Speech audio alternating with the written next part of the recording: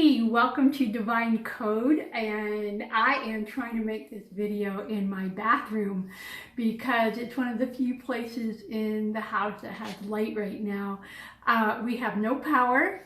We had winds clocked at 77 at the airport and 117 at the university not too far from us, and we're told we're not going to have power for 2 or 3 days. So this is going to be a little bit different today. So let's talk about 3rd Nephi chapters 1 through 7. That is some exciting drama going on in those chapters. A lot happening right before Christ comes. And the people are going through a lot of the things that we are going to go through. So I'm going to reference those chapters, but not read the specific verses, just tell you the general story. And that is the people of Nephi, they had to be super prepared to put up with the Gadianton robbers who had surrounded them, who had made their lives absolutely miserable. And it got to the point where they had to defend themselves or die. And finally, they all gather into one body, and they're super humble at this point. They're like repenting. They are paying a lot of attention to their spiritual lives. And they know if without the Lord's help, the enemy is going to overcome them. So the other thing they did is they gathered together 7 years worth of provisions. So when the Gadianton robbers thought that they would just surround them and they would cut them off from all of their supplies and then they would get their way with them because they would be begging for food, it didn't work because they were so prepared. And that's precisely what President Nelson told us in the last April conference. And I'm going to read it to you and show it to you. And here it is right here. It's, "The Lord has told us that if ye are prepared, ye shall not fear.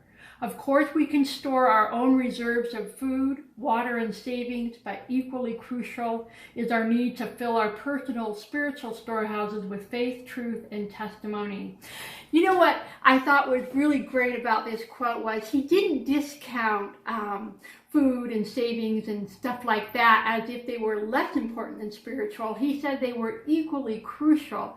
The Nephites needed both to survive their situation. We're going to need both to survive ours. So the message here is be prepared in everything, both the temporal and the spiritual, but start cleaning up your lives and getting things prepared and ready so that you can survive the things to come.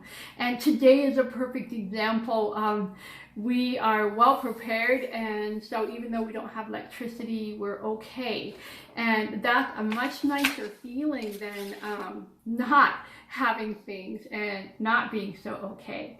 And the next quote is from President Eyring, same general conference in April.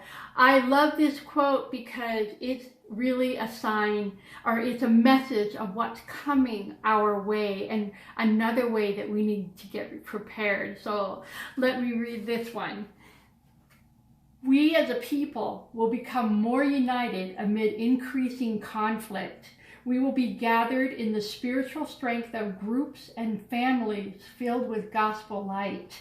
So the same thing happened in 3rd Nephi, chapter 7. By chapter 7, this is just a couple of years before Christ comes.